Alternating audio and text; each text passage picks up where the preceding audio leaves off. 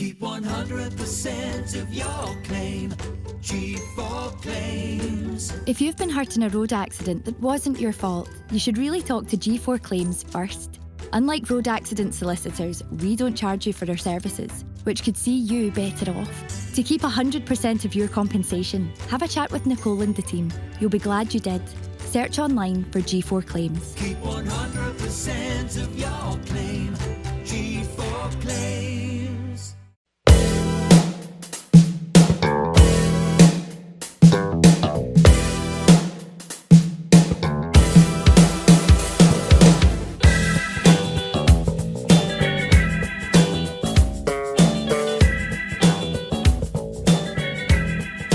Ladies and gentlemen, welcome back to the Sellik the Thunder podcast. We're here in the lovely G4 Claims studio for episode 103 of the show. A couple of weeks in the making after we couldn't get in last week. Apologies, me and the other unit at the side of the table there. We were about to see Jamie Hutchison last week, so we couldn't get in.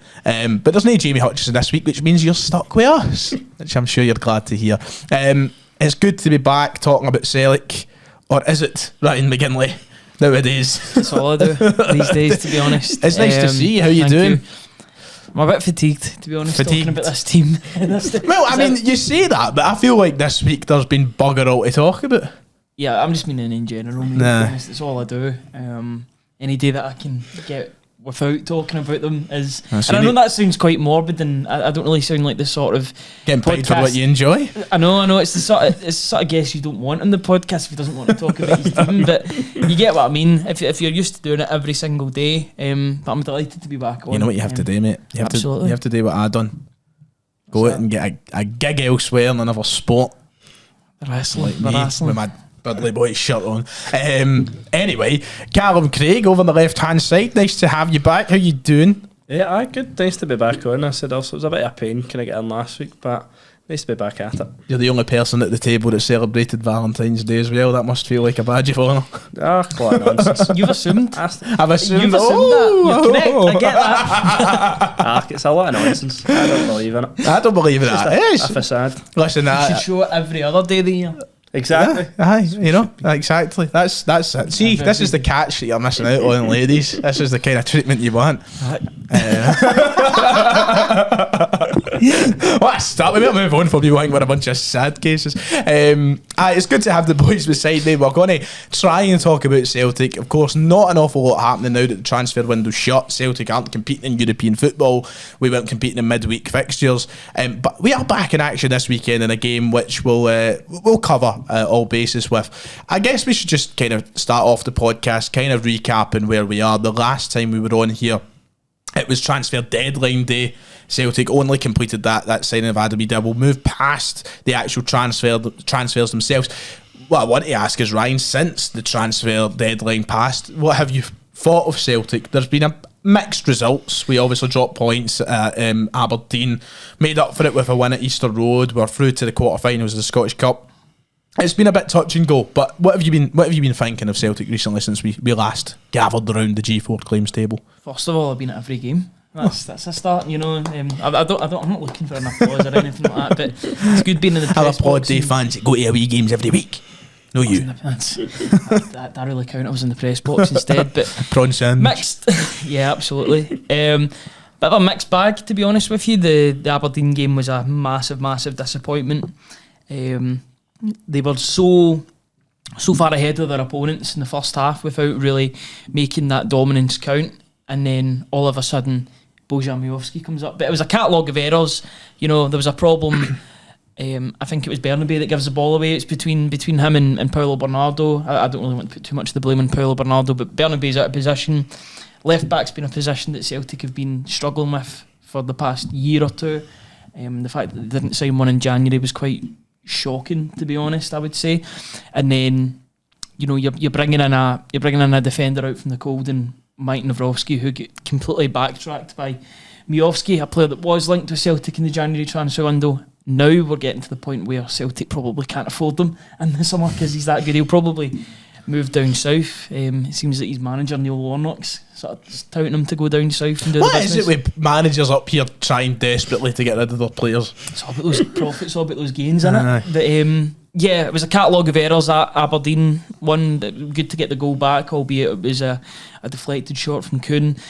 And then 2 wins, Hibs was not a good performance whatsoever. That was arguably worse, I would say, than Aberdeen. But they got away with it. They got away with 2 really good penalties from Adam Ida. Sort of cemented himself as a hero, and then it was better at the weekend against St Mirren. But there is still plenty of room for improvement, and you're hoping that Celtic can do that this weekend against Kilmarnock. Yeah. Calum, at the weekend, Celtic changed things. Brendan Rodgers did go out and kind of answer the Celtic fans' demands of doing something different. We've seen a team sheet that had Adam Ida playing at the same time as Kyogo. He played 2 forwards at the one time. What did you make of the changes that Rodgers made? Do you think that it helped Celtic play any better? And was there anything noticeably different for you in that game? I think also it would be nice to continue to see the 2 up top. We've seen it at Easter Road when Kyogo and Adam Ida were obviously playing up front. Obviously Kyogo does get, obviously as a harsh challenge on him, but obviously does get the penalty that then wins it. It is nice to see. I think I would like to see more of 2 up top. I mean, the last time I can think of it would have been failing the Champions League under Ange against Shakhtar at home. What, the 3-5-2? Aye. It was the last time I can remember. I know, it's very rare at Sellik, isn't it? Yeah, it's a weird sight. I mean, but even still, Kyogo's kind of playing in that number 10 role. It is.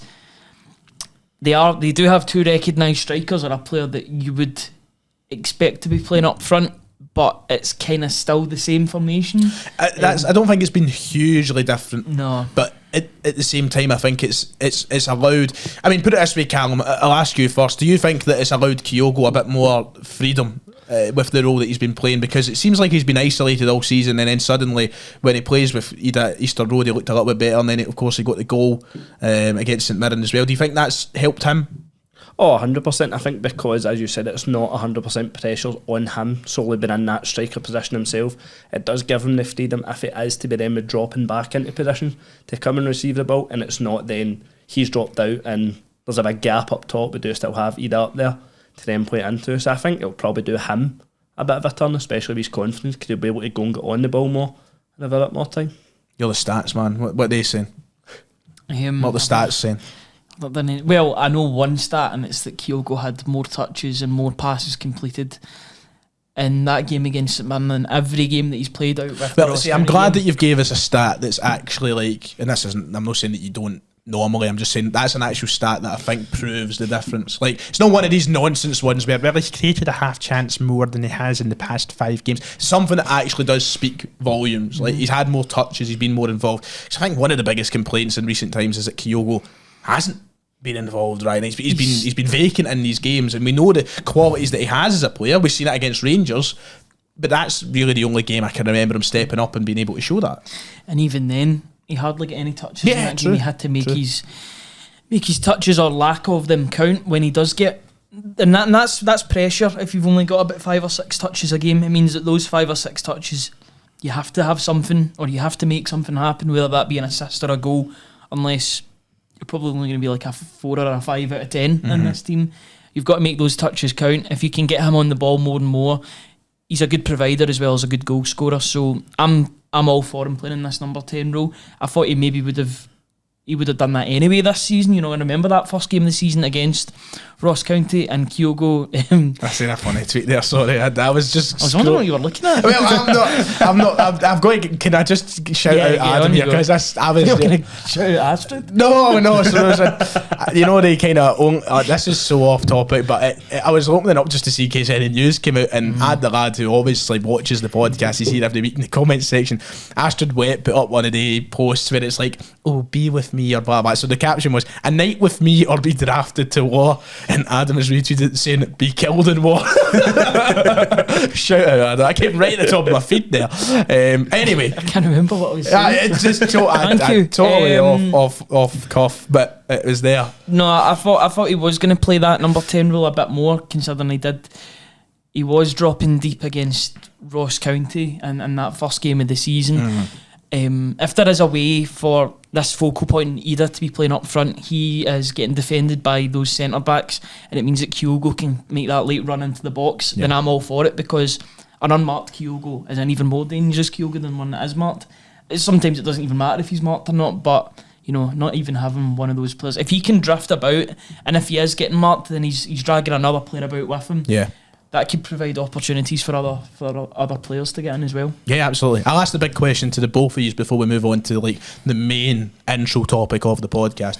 Calum, as it stands, we head in now to the nitty-gritty. 25 games played, 13 games to go.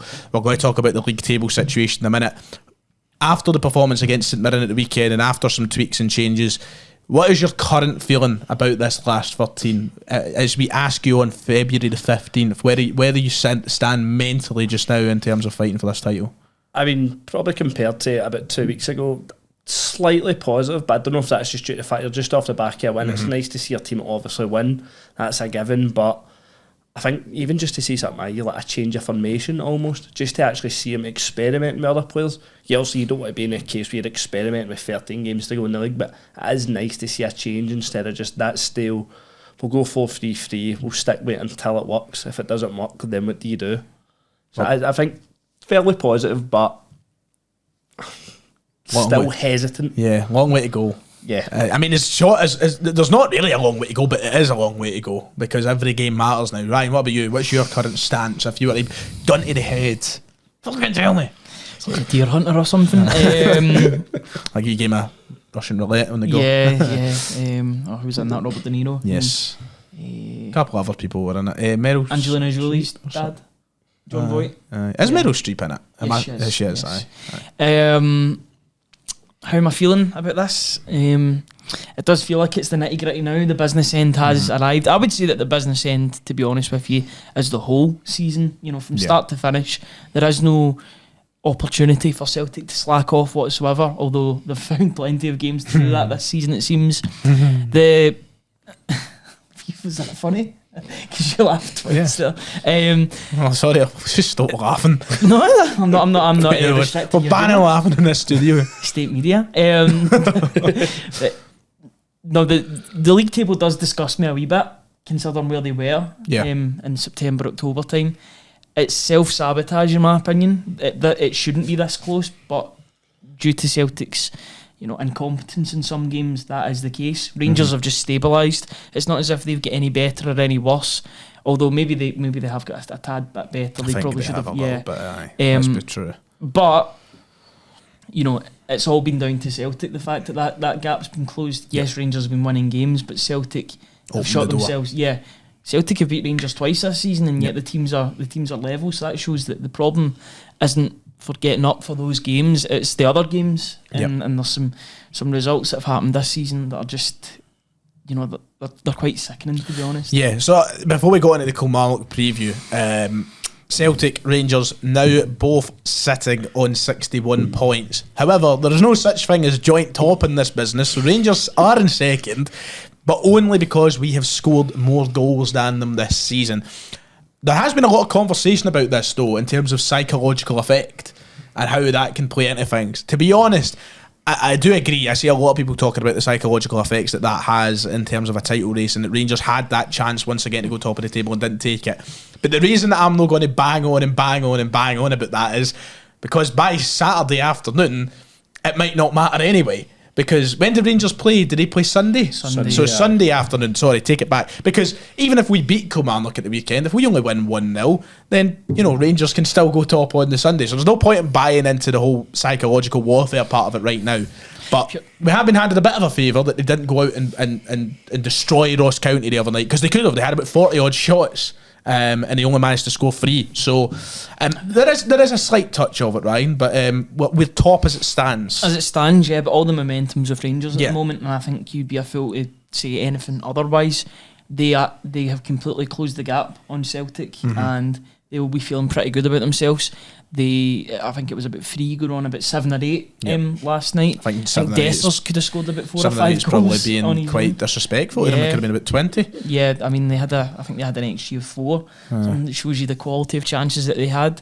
If it wasn't an inspired performance by the Ross County goalkeeper, they would have been on minus about 30 goal difference. But yeah. Who knows, what it would have been under Derek Adams. Yeah. I would dread to hear his Is it Don comments. Cowie that's in charge at the minute? Yeah. So, Calum, is this now where Celtic need to use this as the kind of fire under their arse to get their shit together, quite frankly. Because now you look at this league table, there is no room to breathe. For a long time, there was a long time, like, at least, you know, there's 8 in it. Oh, now there's 5 in it. Oh, there's still 2 in it now. There's nothing in it from now to the end of the season. We need to use that as our motivation. Oh, 100%. I think, as Ryan touched on, like the point before, it is due to Celtic's incompetence to finish games off and get results that we should be getting 100%. But I don't think it should have then took to this point for it to then have, as you said, that fire under the team's arse to then push them on to then go and get results. That, realistically for me, that then lies with the manager. He should be able to get the team up for results and get them pushing on. So some people might disagree with that, but I think it's his job to get the team up for it and pick the right players, and then the players to go out and do their part. So, talking about that, we may as well discuss Kilmarnock. And the last time we faced Kilmarnock, things didn't quite go to plan. It was one of those games that did open the door for Rangers. I was in Tenerife. They ruined my bastard holiday. At Rugby Park, it was Kelly 2, Celtic 1. Celtic were ahead in that game. Celtic were ahead in that game, that's right. We played well in the first half. And then Nat Phillips committed war crimes in the Celtic defence. Fuck you, Nat Phillips. Nah. He's now with David Turnbull. And that's right. So I guess he's had his come his up punishment has been served. So we need to do better, Calum, than what we did in the last attempt. Being at Celtic Park, you would think that, a game we should be winning, but once again, played Kilmarnock at Celtic Park earlier in the season. We've seen how that went. We've not had a great season against Kelly, so we need to be better this time round, don't we? No, wait, sorry. We beat Kilmarnock. Sorry, I'm thinking of St Johnstone. My bad. I was confused. Calum was about to go. I've missed the fucking. Sorry. That was St Johnstone. Sorry. Anyway, Kilmarnock beat us the last time we played them. We beat them 3-1. That's right. Sorry, I've done 103 episodes. Forgive me for making a mistake once. Right? Fucking hell. But they've quietly been having a good season, Kilmarnock. So it's not a team to be messed with, Cal. We need to do better than what we did last time. No, definitely. I think Derek McInnes, he knows obviously his way about the league. He knows exactly what he's doing in that level of team. He knows sort of keep them tight, compact as long as it is, because he knows, especially at Celtic Park, the longer we go with it, a goal, sort of hear it from different parts of the stadium, the fans start to get on the players' backs, and also that's just music to their ears. They'd absolutely love that. I think ideal case scenario is even if you get an early goal, just to sort of it settles the nerves. But not only that, I think it does then force Kilmarnock, right, their game plan's out the window for sitting in. You could only hope that is ideal case scenario, and then you play your game from there. I'm just laughing because I've opened up one of those websites that does like the match previews, and one of the first sentences, Celtic will be without Adam Montgomery for the rest of the season due to a series, as if we've had him for the opening 6 months of the season. Ryan, building on what Calum said, we need to be creative first of all, because that's something that we've lacked in games where teams like Kilmarnock have got the better of us. Yeah, just looking at the stats from the last game, at Celtic Park, if they can get 27 shots and 12 on target, you would expect quite a few goals to be scored if they have their shooting boots on. The fact is, it hasn't been like that recently. They haven't been making chances. That's just to not combat your point. I'm on your side here. I'm not arguing with you. But just to go along your point here, this narrative that Celtic have been, some people have said that we've been shit from start to the cut. We'd actually started the season pretty well, I thought. Games like that, we had 27 shots and 12 were on target. We scored 3 of them. We played pretty well against Kelly that day. But as you just said, that's not been the case since maybe November now. I'm trying to think of a game where it just kind of stopped.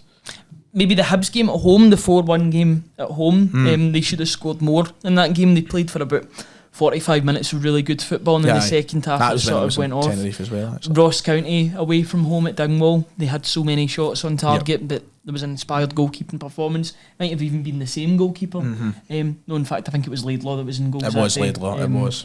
So I guess that's the one good position Ross County have got is in goals. Because I don't even think that's the first choice goalkeeper that's in at the moment. If they can get 27 shots, as I was saying, and get 12 on target, that would be a return to some sort of form in front of goal for me. Because it's concerning that those chances aren't coming. It's one thing to have the shots and then not take them, but to not have the shots to begin with is even more concerning, and it shows a lack of creativity. I think there's some players that have just burned out. I think Matt O'Reilly's the biggest example of it. I think he's completely burned out this season. I don't know if he needs to maybe take a couple of games rest and come back. His back will be fucking hurting. He's been carrying us that much. Yeah, absolutely, and I don't want to criticise him too much because he has been such a stalwart in the team this season. But you know, if you're going between him and Paulo Bernardo, I think Bernardo's been better than him in the past couple of games. I know he didn't play against, or he didn't start against St Mirren, but he's a talented player, and I think if you wanted to switch them out for a couple of games, it sounds so sacrilegious putting Matt O'Reilly on the bench. Do you think we can afford to do that though? Probably. Do you think so? At this point, yeah, because he's not really contributing anything. Do you not think he just needs that one game just to click? Well, maybe, or maybe he just needs the not the bit up the backside that a bit better. What is it? The rest maybe being a bit better for him. Yeah, it's obviously a topic of debate because you can argue that it is needed for him. I just think this team needs Rio Hatate. I'm counting down the days, seconds, whatever, until he gets back in that team, because he's the guy, and I've been saying it on the Celtic way as well. He's the guy that and the glue that sticks the team together from defence to midfield to attack. He's involved in everything, and I think he improves all the players around him. Kyogo's a better player when Hatate's in the team. Yep. The wingers are better players when Hatate's in the team. McGregor alongside him, Matt O'Reilly, they're all better players when Hatate's on that pitch. He's a facilitator, and I think him and Cameron Carter-Vickers, I don't think words can express how much Celtic have missed them for large parts of the season. They're two of the main members of that spine of the team that you would expect to be playing 40, 50, 60 games a season. Yep. The fact that they've missed probably more than half of those games, easily more than half of those games this season, it's not ideal, to be honest. The fact that we're heading into this game without Hatate, Cameron Carter-Vickers and Greg Taylor, who are all, you know, first team. Greg Taylor can play at the weekend. But the fact that, you know, the fact we've been in that position is nuts. I was about, just before we move on to team predictions and such, I was about to say tomorrow we'll hear from the manager. Yep. Get the finalised updates. We might get an update on Alistair Johnston, for example, who obviously has been out with that knock. We might hear a bit more on the likes of Vickers, Hatate and Taylor if asked the question, and how many weeks away they are. So remember that as you're watching the podcast when it comes out. We've recorded this before the press conference, so right now we're just kind of going off what we know rather than what we're speculating. On that note, shall we do a team prediction and finish up the match prediction segment of the show? Joe Hart, by the way, I think we've got to give a massive amount of credit to Joe Hart in recent weeks, because he has been unbelievable. Calum, he has in some games saved us from dropping more points with some of the saves that he's made, and that comes after a season where he has been given heavy criticism. Oh, 100%. I think one of the main saves of our recent weeks that stuck out for me is the one with Graham Shinnie up at Pittodrie. Is massive. Yep. From the guards, they take that, then they go, if Nottingham came away with a point at that factor, and as you've touched on just in recent weeks, I think he has shown, obviously he still has that quality in him. Not that I'm saying that I'd still want him to then be number one next season, but he has shown that when needed, he can be called upon, especially in recent weeks. It's the experience that really stands out, isn't it, Ryan? Like, I think you can have that healthy balance of giving him his credit and then also being realistic of what Celtic need next season. Yeah, I think he's going out in style, and that's what I'm hoping is the case, because we've seen this pitfall before so many times with Celtic, and with Celtic supporters as well. Not one that criticises Celtic sport, but sentimentality. That sentimentality pitfall is there, and I think people are jumping in it already. Oh, he deserves a new deal. He's had 3 or 4 really good saves. If he was happy to be number 2, I'd throw the contract at him. I'd fucking sign it. But that's the thing. I'm just assuming that he doesn't want to be number 2, and he wants to maybe finish his career somewhere else, whether that's stateside or go maybe back down south, maybe go to Shrewsbury and finish off his career where he started. But there needs to be a new goalkeeper in the summer. Yeah, and then you know me, I've been one of Joe Hart's biggest fans since he came in here. That especially that first season where I became his cheerleader on Twitter. He was his only fan. yes, I was his only fan. As well. No, but you know how much I love him, but he's been great. He deserves the credit, but he can't get in the way of saying that we do need to. It's a conversation for another day. Joe Hart will start in goals, as we all know. He's been tremendous recently. He has been. Yeah. Back 4. What do we think it will be? Ryan, I'll start with you. If Taylor's fit, then Taylor plays. Although Bernabe was good against St Mirren at the weekend. Yeah, he's a very odd player to watch. His stats also back that up. Yep. He's either really good at something or he's really, really bad. There's an article on there today, I think Alan Morrison put it up in the Celtic Way, and he's either at the top or he's at the very, very bottom. There's no half measures with this guy. Yep. He's either really good or really bad at something. Mostly really bad. Yeah, I think there's far too many limitations in his game to be a first choice for Celtic. I don't even think he's a left back, to be honest. I think he's more of a winger. I don't think he's got a position. I think he's just wild on the park. Yeah, that's his position. In terms of that back four, Ralston's been fine. I'm fine with him at right back. And I'm assuming Johnson won't be back. And then I think it'll be Welsh and Scales, to be honest. And that seems to be the hierarchy at the moment, or the sort of the sort of ratings in terms of the defenders. As much as I would want it to be Mike Nawrowski, I think Mike Nawrowski now needs to step up. Yeah. When he gets his next opportunity, don't know when that'll be to start a game, he needs to really take it, because there's no more excuses anymore. He's not injured, he's fully fit. Yep. He had a bit of a brain fart at Aberdeen. He had 10 minutes where he just went into complete panic mode. Can't afford to do that at Celtic. Do you agree with the back four, Calum, what Ryan said, or do you think that maybe Nawrowski comes in? No, I think I agree with that as well. Most of the fact, even for Johnson, obviously coming back for the head knock, just give him at least another week. And even at that, it's not as if he's been like 10 out of 10 performances every week as well. So I think even a wee spell out of the team will do him a turn of good. Yeah. Obviously, good for sake, obviously it has came through that injury, but even just sort of so he can sort of reset himself and like, right, look, I need to take my standard back up to where it was last season and kick on. The next question that we'd normally do is midfield three, but obviously now, after the change that we've seen last weekend, does that stick? Does he go with the two attacking players that we... Obviously, it doesn't line it out as a 4-4-2, but that same 4-4-2 kind of layout there with the two strikers, does that stick this weekend? You could still say it's a midfield three. You can, say you that can. Kyogo's the false nine. If that is the case, then I'd put Kyogo as the furthest forward midfielder and probably persevere. And I know I was talking about Matt O'Reilly and dropping him, but there's a U-turn there. I think we give Matt O'Reilly another whirl in the team before dropping him, to be honest. I know there's no continuity with anything that I've said there, but we'll see what Matt O'Reilly does at home before getting into any decisions about dropping him. But I think it'll be Calum McGregor and Matt O'Reilly and then Kyogo just in front of them. So I'll come to you, Calum, here, and I'll just say it very simply for you. Do you think it will be O'Reilly, McGregor, Kyogo and Ida through the middle? Yes. Which means who's the wingers that join them, Calum? That is the deal. That's been one of the main talking points over the last couple of weeks, because I think it was Kieran obviously up at Pittodrie. There was a lot of not Pittodrie, sorry, Easter Road. Obviously there was a lot of sort of like humming and hawing with him. Obviously folk weren't too happy. I've seen a lot of comparisons to Mikey Johnson at a point. I was like, right, come on.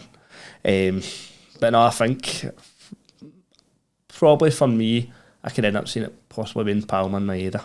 So that would be an unchanged side from St Mirren if we played that exact team, I think so. Which we've had a full week, so it's not as if we need to rotate either, so I can see it happening. I think Calum's picked the wingers I would have picked as well. Now we are going to, after the quiz, we're going to talk about the Abada situation a little bit, because there's been talk about him being back in training. Yeah, he won't be starting. Yeah, no chance.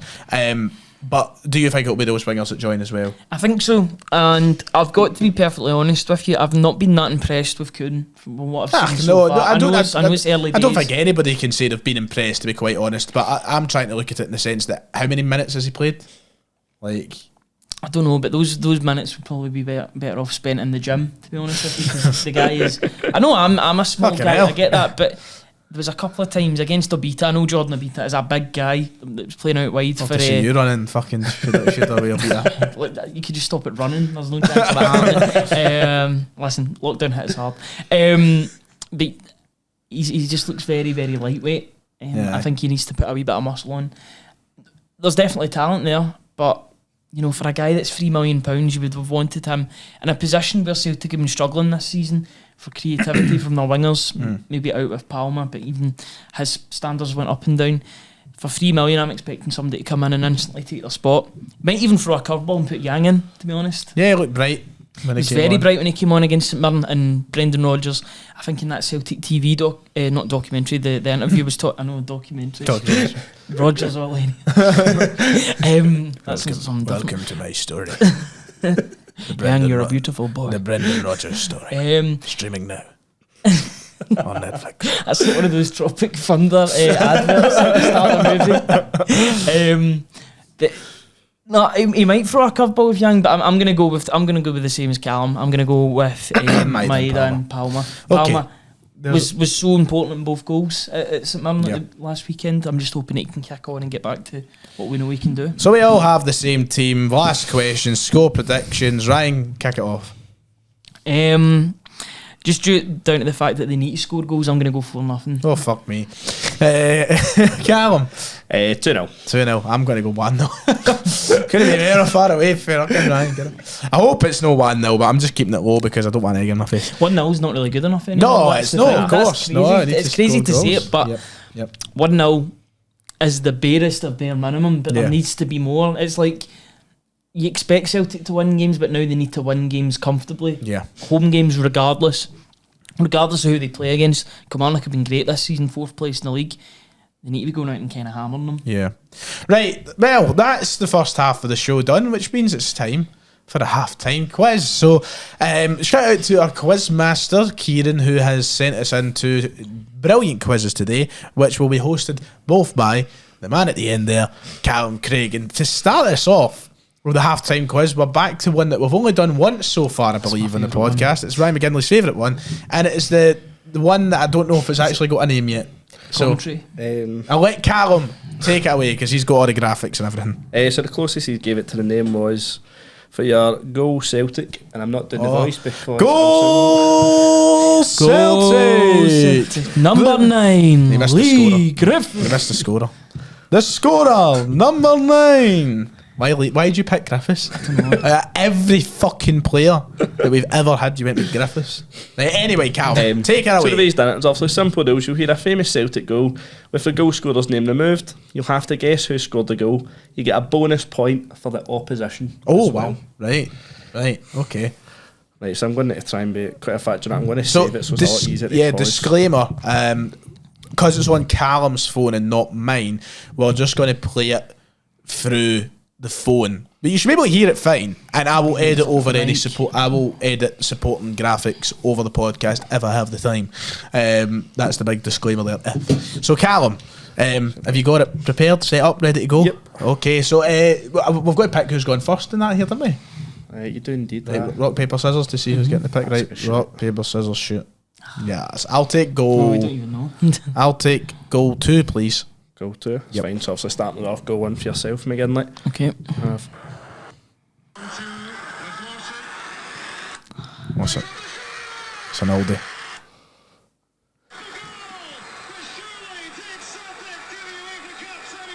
Oh wow! Right.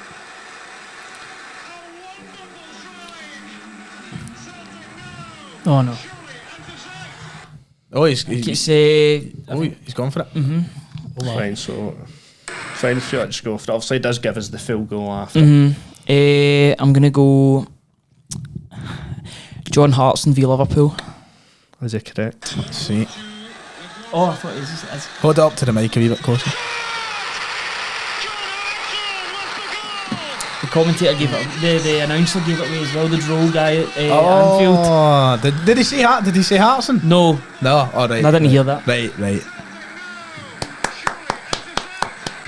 So, so you got the bonus point as well. Yes, does indeed. Well, I'm up against it. So there you go. There was that. Well done, Ryan. Thank you. Fine. So we have goal 2. Goal 2. Arch. Oh, you know that one? Brilliant from Hodgson. Really good defending. He's been excellent. It's Oh God. to win a game.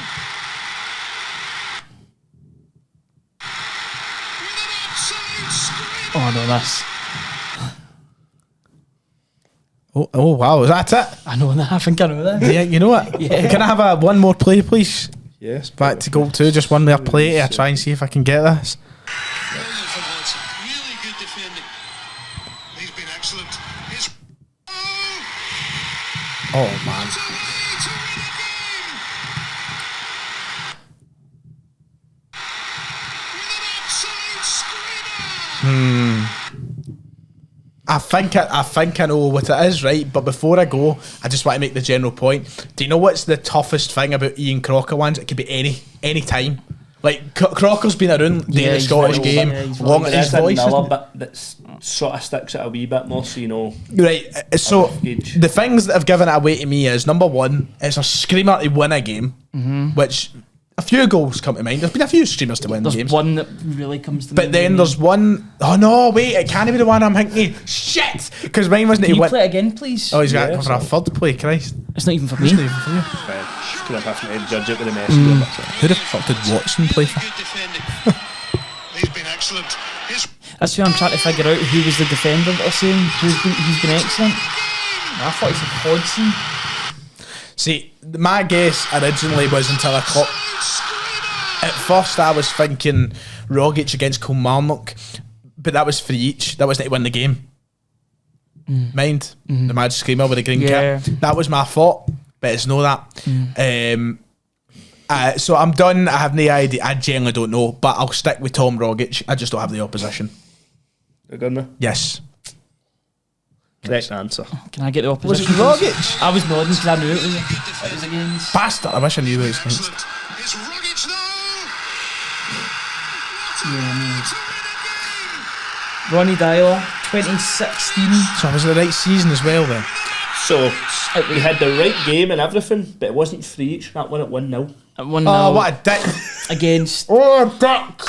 What was it? Was it Beaton that scored when it was for each? We drew for You're each. thinking with them, about didn't we? that. Was it There a Rogic game or you not? played- He might have scored, but I know what game you're thinking. Aye, I'm thinking of one we were doing for. Oh wait, was the one we You were? think we were doing 3-1. Aye, I'm sure. Aye, was that But- under Lennon? But Yeah, the free each game. That oh was yeah, Rogic. so I wasn't even I actually did have the right game in my head. I was nodding because I knew that. I thought you were going to get You dick, Ryan. You against dick. against Kilmarnock. Aye, so I was going to say Rogic As versus soon Kelly. as you say green kit Rogic, I'm like, right, go Do you know- with it. do you know and then what- you went 3 each. I'm like, I know. So I should have just left it at Rogic against Kilmarnock, and I would have got it right anyway. yes. Ah, Jesus. Is that more points for me on the table? Do you know what? I'm fucking taking the two. It's not my fault I confused the score. I got the right fucking game. I'm taking that. I'm not having that, You right? can take it, but no one else is. I don't, it's gone on the table. I don't care. Kieran, when you're putting it, Kieran at the end of the day is the quiz master. You let us know if you think I should get that, because I think I should personally. It's not my fault I didn't remember the fucking score. That would be a VAR decision. Aye, the quiz master can decide. The man who makes the quizzes. What a way to win a game, and it was free each, you said. I know. Come on. That's the point I'm trying to make. Anyway, Kieran, you better give me the points for it. You better, because Oh, I actually, knew, need some I points knew to it be was fair that. to You actually do need some, but I seen that. I get Christ. sent that table. Fuck you. Anyway, right. What was that, Ryan? Ryan? Oh, fuck off. Right, we'll move on before we get into the heated full-time quiz, because that's going to be heated now. The Liera Bada situation has kind of taken off in the past couple of weeks. We're not going to get too deep and political into things, because there's no point. We know what the situation is. We know why it's here. Apparently, he has returned to Celtic training. He's back in the fold to perhaps start. Brendan Rodgers spoke about the situation and why he was left out of the St Mirren game. Just to recap on his comments, it was, I've spoken a lot to Liel, and it has been a challenging time for him. I just felt when he came into the game the other night, it wasn't him, talking about the Hibs game. So we have gave him this chance to have a few days and clear his mind. I'll have a chat with him again next week to see where he's at. What do you feel like the situation now is, Ryan? Because to me, it feels like his Celtic career might be kind of coming to an end. Peering out big time. Yeah. But if he's fine to play, should he play? No. Simple as that. Just no. Nothing personal to the player whatsoever, but if he puts in performances like he did against Hibs, where it was an absolute shambles of a performance. He did nothing good when he came on. He was giving fouls away. He wasn't sticking with the ball. He looked as if he'd never seen a football in his life. I feel like I'm going in a wee bit on him, and I feel bad because he's been a good player for Celtic, but there's still a lot of parts lacking in his game, and I think he's got. I don't think we've seen that improvement in the player in the 3 years since he's been there. Yes, he's been a good goal scorer. I don't think he's a very good winger. I don't think Celtic have many good wingers at this point in time. But that's a completely different topic. Just the way things are, there's a standstill between what Abada believes in and what the supporters believe in. That won't change. It won't change. The two are very set in their ways, the two opposing sides. It's a sideshow that Celtic don't need at this point in the season. They've got to have everybody in the one boat pulling towards the same direction or going to the same direction, and having this sideshow at the end of every game where Abada's the only player not to clap the fans. I know it's not it's not an essential requirement, but it is awkward to see one player go down the tunnel and the rest go and applaud the fans. So it's a sideshow that the club don't need. I guess that, Calum, is the biggest part of it all. We are now in the nitty-gritty, and we're now at a point where everyone has to pull together to try and win this league title.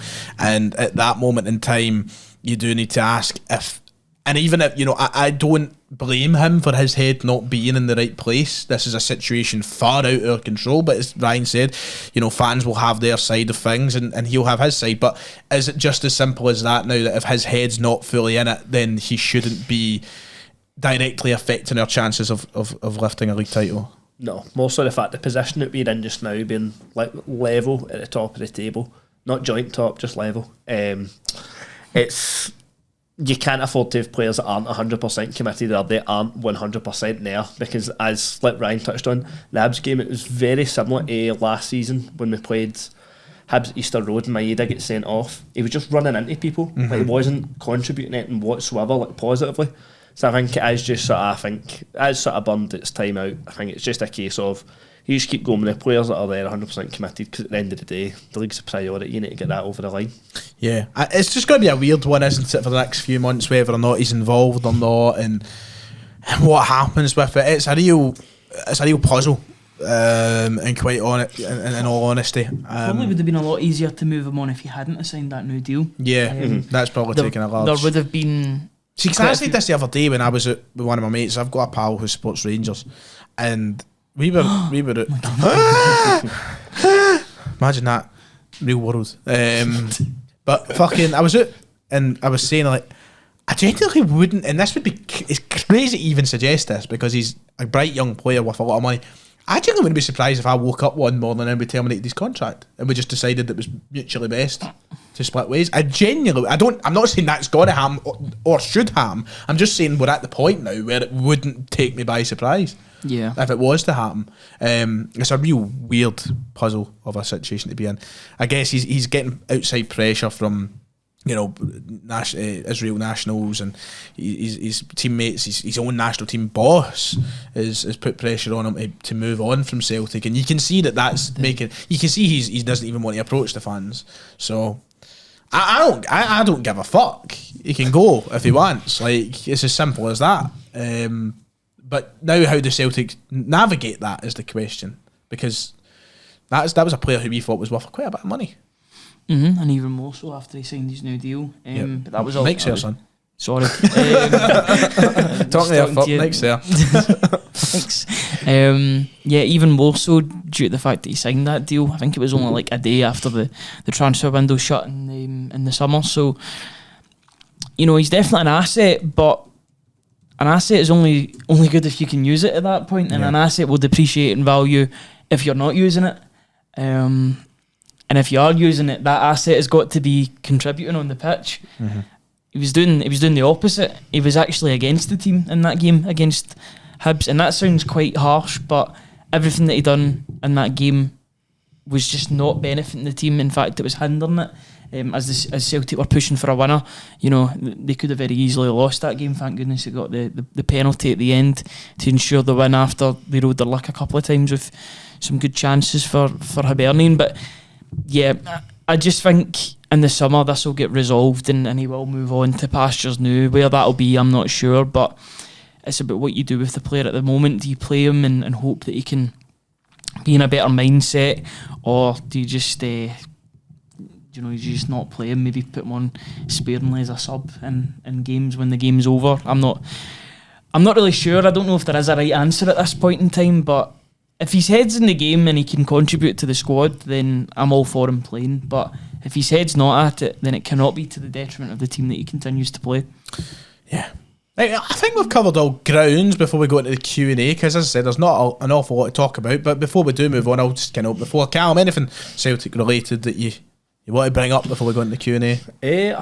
None. That's really come to mind. So It's been a quiet week. it's very. Fuck it all, like European football. Oh wait, we're not in that. Ryan, anything Celtic related that you'd like to mention before we move on to it? I'm willing to die on the hill that Scales deserves a new deal. Oh, right, this is actually a good one to bring up, because this has been creating a lot of debate. I don't understand it. But I didn't Your quite. tweet the other night, I very much agreed with. I think the way that I summed it up my stream last night, and just I don't want to talk about this for too long because I don't want to was here all night. I'll let you do a kind of brief summary of your thoughts on it. My thought is there's nothing wrong with giving him a new contract. I don't think it needs to be a 5-year bumper extension by any means, but to extend it by a year or two and to have him as an option at the club, I'm not against at all. However, we do need to sign a centre-back who's better than Liam Scales. That's my general consensus. My point, and it seems to have been lost in all of this, it wasn't even for him being a first choice. It's the fact that he has been playing that role for 6-7 months now.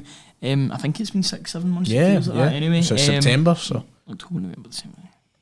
5-6 months.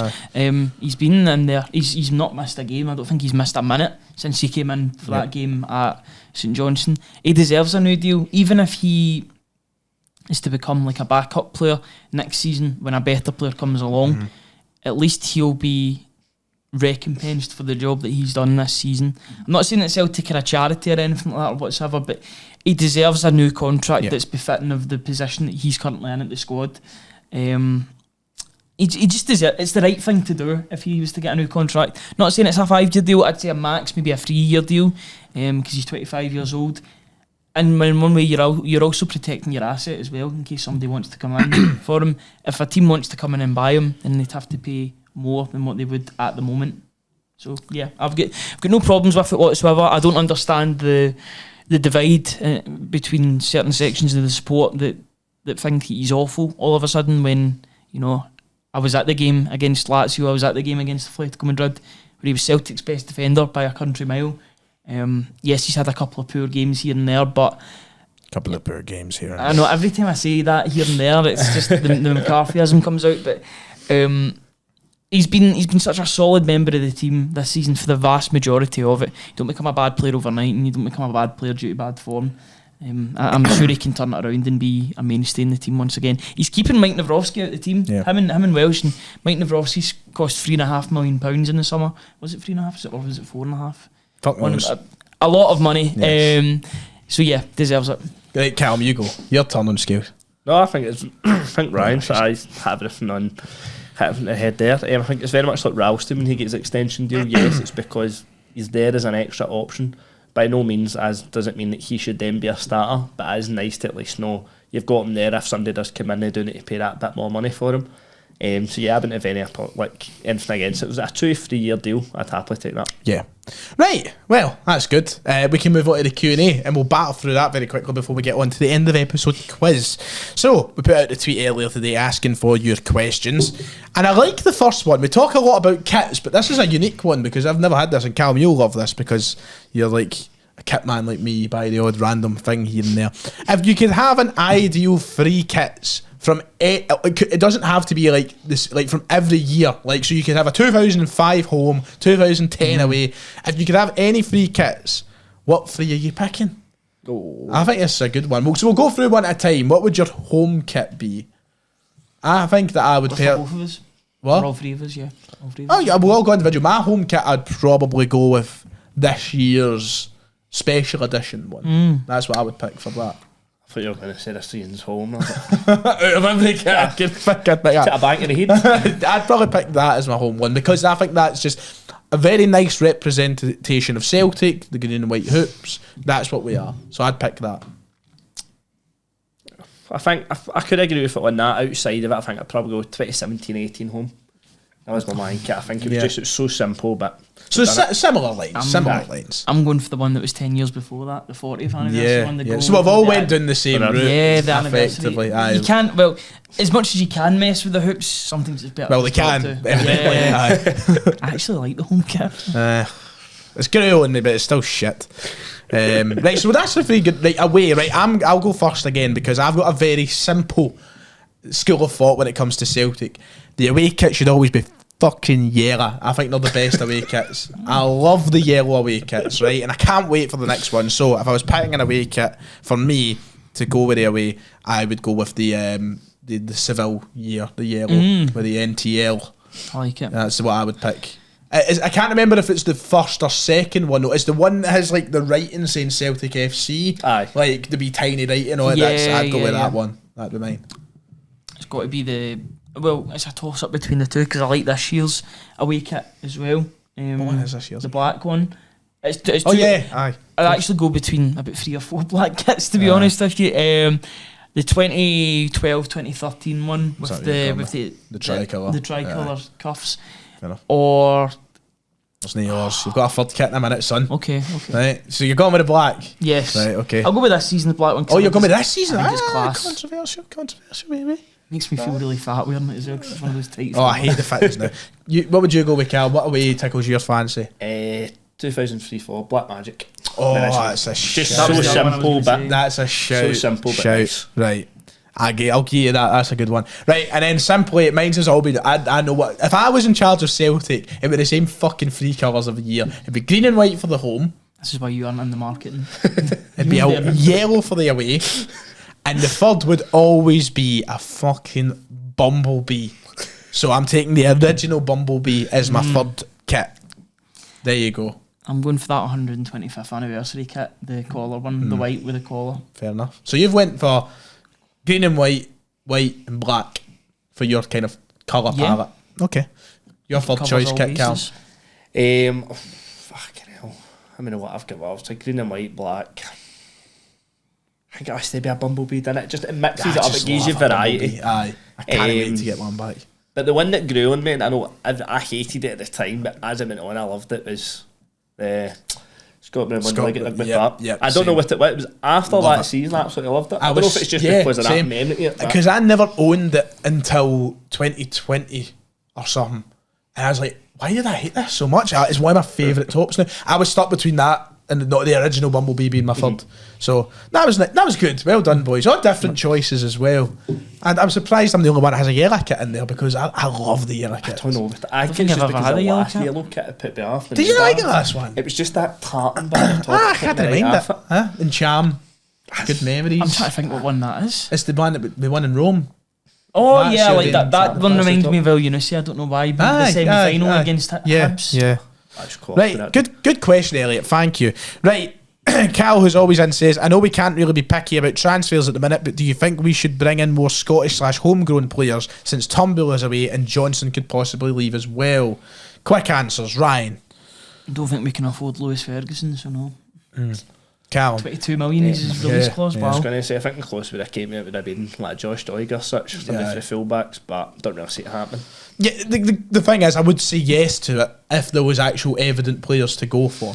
But there's no many out there. Like who you could sign young, like somebody like Lennon Miller Lennon from Miller, Motherwell. Watson from Kilmarnock. Yep, you could sign young, but I think that's the only way you would do it. yeah, and then you get dubbed a project player, so you can't really win.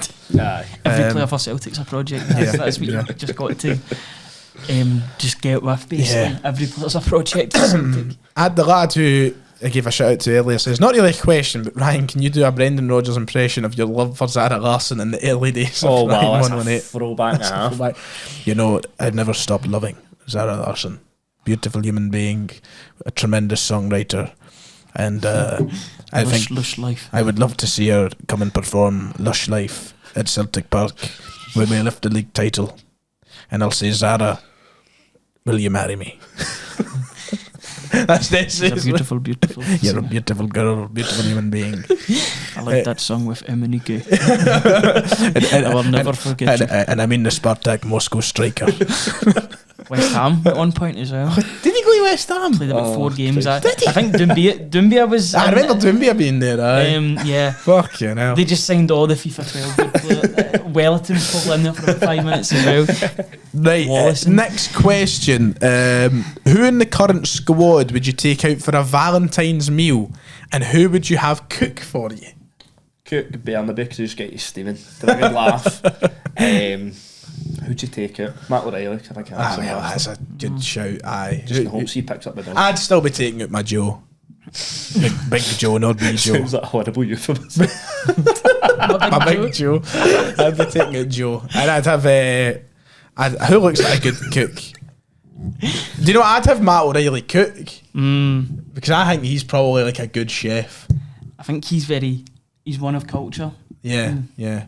Oh, you could have one of the Japanese lads cook, because they probably make like some nice sushi or something. They're probably they I feel like they would probably lay out a good scran. A scran, really? That's not something I'd scran. It is scran. It's food, isn't it? No. That's no. We need to do the groundwork here. There needs to be rules here. That's not a scran. Well, aye, because you say like I'm going out for scran and then go to your sushi. What the fuck was that? Just find something. Raging at your terminology. Like, if your pals go, you want to go out for scran, and you go to your sushi, then it's scran. Absolutely not. Why would you go there for scran? Scran is like a Black Rooster or a Nand. It's anywhere. Yo sushi. Calum, would you say outside? Do me a favour. I've never been to a Yo Sushi. Never had one in my life, so I'm in the middle. Oh, man. I need to know in the comments. Need to know. Scran. Let's go for scran. Yo sushi. What? Go and pick up some paella in the back. So what? Paella. What the fuck's paella? Paella? But that's how you say it in Spain. Paella? Paella. Paella. As you've just said it, like he said it. He's at it. He's working on a shoot. Currently in Louvain, Belgium, at the minute, on a college trip, lads, and going to a game in the top division this weekend. Can I get a list of what positions need strengthened so I know how to kidnap back to Parkhead? Have you not watched this season? Fucking anywhere will do. Anybody will do. I know he's just signed for Brentford. Can we take that Club Brugge striker? What's his name? Igor Thiago or something like that. I think he's the Tony replacement. We've spent about 30 million for him. Are they anticipating Tony leaving the club? Well, that's what Thomas Frank said last week. He said he's going to go. His comments as well. Seemed as if he said maybe he'll come to Celtic this time. Yeah, maybe. He was at Celtic Park. So Calum put it perfectly. You've seen us play this season. Anybody will do. So I'll answer this very quickly because I'm assuming people have asked me in my stream and I didn't answer them. But Decca has asked, how did the ICW gig come about? In case you don't know, I am now a co-commentator for wrestling promotion Insane Championship Wrestling, which is fun. It's great. I'm very happy about it. Very buzzing to be in the biz. It's essentially I just got approached. I got emailed one day from the head of production. Shout out to Adam Carell, fantastic guy, brilliant at his job. He emailed me asking if I'd like to come, like to do an audition. And I was like, aye, I'll get a bash. So they sent me over a match, and I commentated over. I sent it in. I'd done it in the house. My dad thought I was going nuts up the loft because I was shouting. They said they liked it, and they said they would like me to come in and do an in-person audition with Billy, who, if you don't know, Billy is the main commentator, has been for years at ICW. Brilliant guy, amazing guy, in fact. Now my partner in crime. We'd done a couple of matches together, and a few hours later I got offered the gig. Billy really liked it, I really liked it, and here we are. I'm now a commentator. Big time. First show was the Square Goal, good laugh. Watch the next show, Wait and Bleed at the Asylum at the start of March. Get your tickets. I'm a salesman. You should. And the Asylum tickets are flying. Is that in the garage? No, the Asylum. Where is that? That's in Townhead. It's their like training school / office / home of ICW. This is like their performance centre? Yes, effectively, yes. This is their performance centre. I think I might go. You should have it. Right, rates. This is a good one from Nathan. Rank sweet snacks. Right. Wow. Muffin. Cookie, but he's put in brackets Subway. I'm just going to say cookie in general. Muffin, there's a lot here. Muffin, cookie, donut, snowballs, chocolate eclair, and yum yum. You can pick your own type for the first 3, e.g. milk chocolate cookie or blueberry muffin. Right, instead of ranking them, I'm going to say you only get to pick 3, you only get to keep 3. So, just to recap, it was muffin, cookie, donut, snowballs, chocolate eclair, and yum yums. Ryan, you're shaking your teeth. I don't like any of them. What? I don't like I don't any care of them. what bust your fucking ear. I don't know, just get You like a don't- packet of chocolate buttons or something. You don't like any of these things. You don't Not like anything I would go You don't like a for. donut. No, I went to Bucks Bar the other week, and Did they you get a gave me fucking donut? No, but they gave me a glazed bun. I didn't want a glazed bun. I don't. It's like eating a donut. I'm not a big fan of that. I had a Buck Mac. which You're a is weird boy, you know I know. You're a weird boy. I'm 26 as well. So I'm You don't hardly like a boy. donuts. You don't like cookies. You don't like muffins. What do you What like? what kind of cookies are like a gingerbread? I like a chocolate chip cookie. Nah, I don't not for me. Callum, help me out here. What free Not you for me, take? guys. Not for me. I've keep my yum yum in there. I like to Do you keep like the a yum yum My yum. body's my temple. I think cookies. It's always a go-to. It's a safe bet. Aye. What was the other option? So, muffins, donuts, snowballs, or chocolate eclairs. I know my free. My free would. muffin or a snowball. Yous One can of the have two. my pick. Alright, yous can choose. Here's the one you might surprise. I don't like snowballs. The very early. I Never take been one. a snowball Very guy. early I take one. I'd be keeping a donut as long as it's not got jam in the middle. I'm not a big Aye. jam donut man. I just like a donut. So a donut, probably a cookie, because I love a cookie. And I'm stuck between yum yum or muffin, but I'll go muffin because I have them more often. But a Costco red velvet muffin, they are the shit. Yes. Right, a couple more questions very quickly. Broad Brigade asked, do we have NFL teams because the Super Bowl's just passed? Or was it American? What are your favourite American football teams? Yeah, have you got a team? Do you support it? Do you lean towards it? I'll not watch support. That's about it. I don't really care for the rest of the season. See, I feel I bad. like the NFL. I've never really had a team. I always said I liked the Cowboys because they were called the Cowboys. America's team. Yeah, but then I realised that everybody hates the Cowboys, and I was like, Yeah. right, I probably shouldn't. So I've just kind of adopted the Eagles because A, Jason Kelsey is a fucking legend, and B, I'm going to Philly, and it'll be the first time I'm in an American football stadium, so may as well make it my team because it'll be the first one I ever go to. That's Rob McElhenney's team as well. Yes, Um, yes. Probably lean towards Cleveland because I like the Cleveland Cavaliers, so you just kind of as an extension of that. Cleveland Brown, brown to be. He's so influential. They named a football team after him. Cleveland because of the Cavaliers. I like the Cleveland Browns, but I quite like the Kansas City Chiefs. I was enjoying what they were doing the other night. I didn't really know what was going on with American football, but I enjoyed what was happening. Yeah, Fell asleep. I love American football. I do like it. Basketball over American football. Yeah, I'd any agree, day. but still. Right, last question then to finish off before we get into this quiz. How confident that we can beat Rangers to the title? Calum. You would love to say, oh, massively, we're going to go and do it, we'll run away with it, all that nonsense, but I mean, we've seen the way the league has ran for us. You would obviously, you always fancy your own team to go out and win it, but it's one of the ones you'd be quietly confident more than anything. You're not going to be out and out vocal saying, we'll go and romp the league. Yeah. Ryan, quick summary.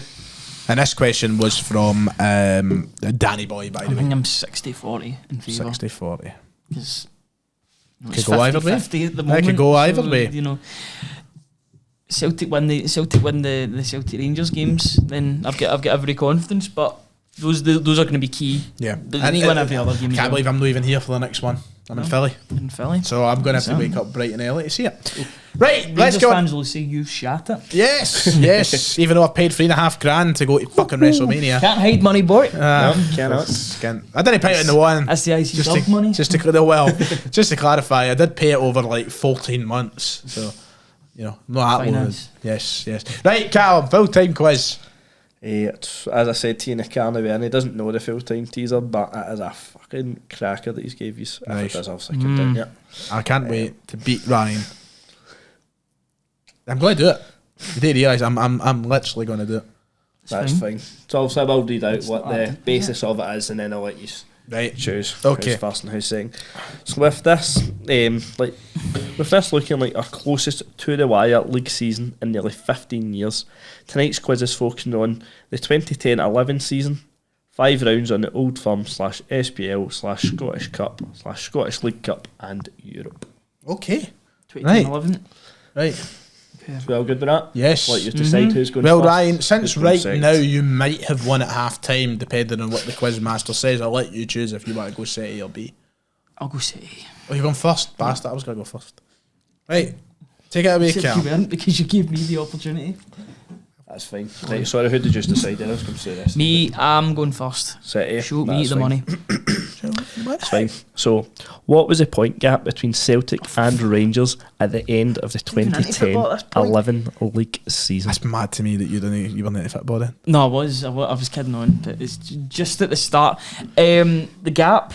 The point gap at the end, so between Celtic and Rangers. So at the quite end of literally, you 2010. started getting into football when Rangers were like liquidated. It's nuts. You never knew hard times. Hard My times. first season ticket was under Tony Mowbray. Hard I was times. born in hard times. Hard times. It's when a computer takes your job, daddy. Is that Dusty? Yes. My honey might be a little big, my thumb might be a little big, but brother, I am bad, and I know I'm bad. Right, go on. Answer. So I know that Celtic could have still won the league on that. I'm going to say 3. I think it's 2 though, isn't it? It's 1. 1? Rangers finished on 93, whilst we finished on 92. So, Ryan, see if you can get your first point on the board. How many players scored at least 10 plus goals for Celtic in the 2010-11 league season? In the 2010-11 season, 10 goals. So, how many players scored at least 10 plus goals for Celtic? I was straight away thinking 1, but I'm really fidgety today. I feel like the answer, because the answer to your question was 1, I feel like the answer to my question is not going to be 1 as well. So, I'm going to risk it for a biscuit here. I'm going to say 0. The answer was 3. Oh, wow. We had Stokes. So let me guess. Don't know Stokes, why I went fucking Stokes, 0. Hooper, and Ledley. You're correct with the first 2. Chris Commons. Aye. with Why did I 11. say 0? It was in my head, I thought it was only going to be 1, right? That's a really odd answer. But like, I thought it was going to be one of these seasons where like 5 people scored like 9 goals. Just you know what like I mean? everybody chipped in. Everybody chipped Was in. that just in the Premiership, did you say? Yeah, so it was just a 2010-11 league season. Right, Ryan can take the lead here. It's fine, so You don't remember all the goals Hooper scored? Give me peace. fine, so we get our first points on the board. So question 2 this Probably round is 2 the at the time Scottish anyway. Cup. For that year. So Celtic defeated Motherwell 3-0 in the final, thanks to goals by Mulgrew and Key. Who scored the own goal for Celtic's second goal that day? Stephen Craigan. It is indeed, it's Stephen Craigan with brackets, haha, underneath. Can't stick him on commentary, man. It's fine, right, so Ryan, you need this to get yourself back in. I do. Who did Celtic defeat 4-0 in the semi-final of the Scottish Cup? Can't remember who. I genuinely can't remember. Can I'm going to guess Falkirk. Wrong, it was Aberdeen Bastards. with goals from Mulgrew, Ledley, Commons and Commons in his Maloney. debut. Remember the chip? No. That he didn't mean? Kind of mate, but he didn't mean. That was years It's ago. Commons' debut, aye. Remember that? God, I remember that so clearly. Jeez. So question remember 3, this has been answered under the League Cup. So again, like your question is, who scored Celtic's only goal in a 2-1 League Cup final defeat in 2011? 2011.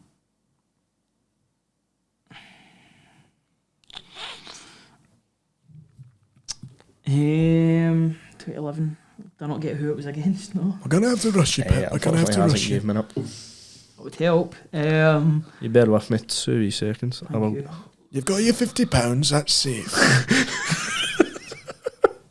You've got from now to the time the board turns round to decide if you want to gamble. Jimbo. Yes. I need the team, please. It's fine, it is a game I thought it was. So it was against Rangers. I didn't get to ask what team my question was against. Oh, Rangers. That's pish, that's poor. I don't even know it. What Ah, is for fuck's sake. Now you're at a Eeny, time meeny, now. miny, Joe Ledley. It is indeed Joe Ledley. Ryan takes a 2-0 lead there. So I am going to beat you, Ryan. Fitzsimons, you need this to keep yourself back in. I do. This is question 3, isn't it? Yes, it is. Bastard. Which January signing scored his debut goal at Hampden in our 4-1 defeat of Aberdeen? Oh, Chris Commons. Chris Collins, as in me. In my head I was like, right, You should have he's said just that, stated 'cause it. I'd And I'm never like, have known. I know it's somewhere else in here. I'd never have known. Thanks, Ryan. Tan out. Fine, Should so get a point for that. So we're 2-1, you're into question 4. Question 4's category is Europe. So Dreadful. McGinlay, Dreadful. what was Celtic's aggregate score in a UEFA Champions League qualifying defeat to Braga? Sport you like. Oh, We get what did you beat. get? I think we get beat 3-0 away from home.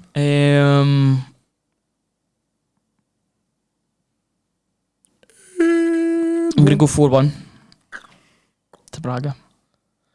He has it down here as 4-2. However, yes, it was correct. 4-2 was, so it's 3-0 as you had in Portugal, and 2-1 in the return leg at Glasgow. Yes, I have a chance to equalise. Come on. Fine, so to keep yourself back into this line. What was Celtic's aggregate score in a UEFA Europa League qualifying defeat to Utrecht? Defeat? Yeah, that was bad. 3-1 at Utrecht. 4-2. Bastards. So it was 2-0 in Glasgow and a 4-0 shagging in the Netherlands. I don't remember as this he season very well at Kyle all. made his debut in that home game. He was absolutely tremendous. Right. What a player he was. Right, well, Ryan, you can win here. You could take it here. So question 5 is, of course, the Old Firm. What as question it has I've got been. raised when it was handed to me. We played Rangers in a record 7 games across the 2010-11 season. How many wins did we get? Many wins. How did we play them 7 times? Got him in the Scottish Cup and League Cup. but- One. So that year we played Dundee United. But how can you play them 7 times? You play them 4 times in the league and then the 2 cups? So beat them 1. No, on the bus. How did we play them 7? Because we got a replay in the League Cup. Oh, crosser. The Shane game that we won. Thank you for giving me one of them. 1, and then the 3-0 game. 2, and Samaras game 3. I think it's 3. You going with 3? Yeah, I'm going with 3.